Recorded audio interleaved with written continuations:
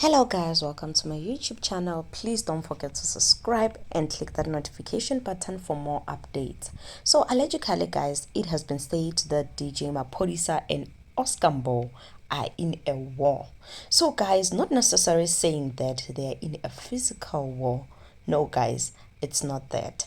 But both guys are said to be in a fashion kind of war. So guys, it has been said that these two are fighting over the fact that who is king of Amiri. So guys, if you know Amiri, it's a brand, it's a clothing brand.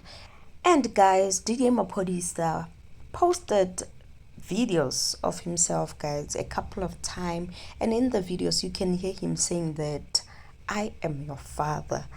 You can already conclude ukuthi Mugai is feeling himself.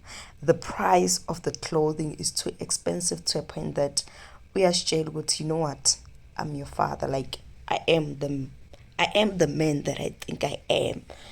And in some cases it's true guys, he is the man that he thinks he is, because Amiri is said to be expensive indeed. But anyway guys, do comment below and let me know what you have to say about this, and please guys do subscribe if you haven't done so, and I'll surely keep you updated.